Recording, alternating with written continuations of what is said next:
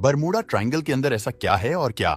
Bermuda triangle में कुछ समय के लिए वार्म होल्स बनते हैं जो उस समय में ट्रायंगल से गुजरने वाली शिप या विमानों को भूत या भविष्य काल में भेज सकते हैं या उन्हें किसी दूसरी दुनिया में भेज सकते हैं। वार्म होल्स स्पेस टाइम में वह शॉर्टकट रास्ते होते हैं जो पल भर में हमें ब्रह्मांड के दूसरे कोने पर पहुंचा सकते हैं या समय में टाइम ट्रैवल करवा सकते हैं। हम सबने बरमूडा ट्रायंगल की कई स्टोरी सुन रखी है।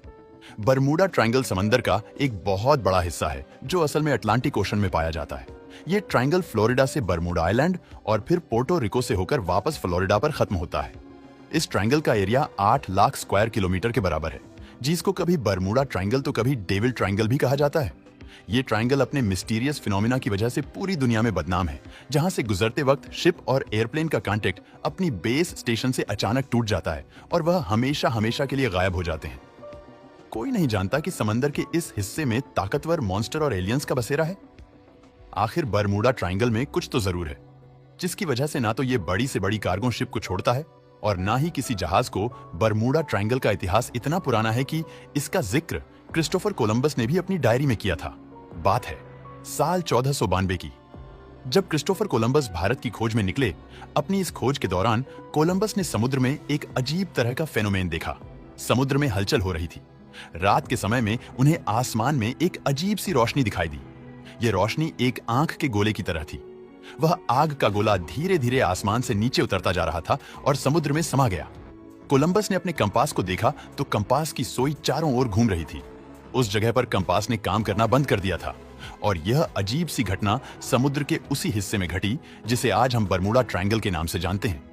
यह मामला शुरू हुआ था साल 1945 में, जब यूएस नेवी के 5 टॉर्पीडो बॉम्बर एयरक्राफ्ट एक मिशन पर निकले थे। उन 5 एयरक्राफ्ट में बैठे 14 लोगों के लिए यह बिल्कुल रूटीन प्रैक्टिस थी। लेकिन बरमूडा ट्रायंगल के एरिया में आते ही यूएस नेवी के राडार से वह 5 बॉम्बर अचानक गायब हो गए, और वह भी एक ही साथ, क्योंकि उस वक्त वर्ल्ड वॉर 2 को खत्म हुए सिर्फ चंद महीने ही गुजरे थे। इसी वजह से यूएस नेवी का शक था कि शायद किसी दुश्मन ने उनके जहाजों को गिरा दिया है। उनकी तलाश में एक और नेवी एयरक्राफ्ट भेजा गया, लेकिन हैरतअंगेज तौर पर वो भी बरमूडा ट्रायंगल के एरिया में आते ही रडार से गायब हो गया। और इस तरह नहीं, कभी उन 5 बॉम्बर एयरक्राफ्ट का और ना ही उस रेस्क्यू जहाज का कभी पता चल सका। यही वह घटना थी जिसके बाद दुनिया भर में बरमूडा ट्रायंगल को खौफ की निगाह से देखा जाने लगा। आज से करीब 100 साल पहले 1918 में बरमूडा ट्रायंगल में एक ऐसी घटना घटी जिसके बारे में जानकर आज भी रूह कांप जाती है। अमेरिका की एक बड़ी कार्गो शिप थी।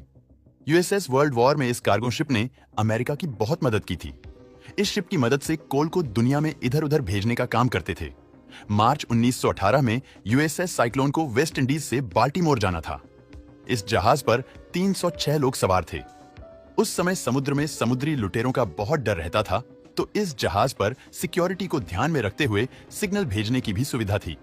दरअसल डिस्ट्रेस सिग्नल मदद के लिए किसी आपातकालीन स्थिति में भेजा जाता है। जब यह जहाज बाल्टीमोर जा रहा था तो रास्ते में बरमूडा ट्रायंगल से होकर गुजरा और अचानक से गायब हो गया। ये इतने रहस्यमयी तरीके से गायब हुआ कि पीछे कोई भी निशान नहीं छूटा। सबसे विचित्र बात तो यह थी कि इस पर डिस्ट्रेस सिग्नल की सुविधा होते हुए भी कोई भी आपातकालीन संदेश नहीं भेजा गया। ऐसा तभी हो सकता है जब इस जहाज पर अचानक से कोई मुसीबत आई हो और क्रू को डिस्ट्रेस सिग्नल भेजने तक का समय ना मिला हो। यहाँ जो भी हुआ वो इतनी तेजी से हुआ कि किसी को रिएक्ट करने का मौका ही नहीं मिला। इस पर सवार 306 लोग, और ये जहाज अचानक कहां गायब हो गया, इसका आज तक कोई अता पता नहीं है और यह आज भी एक रहस्य है।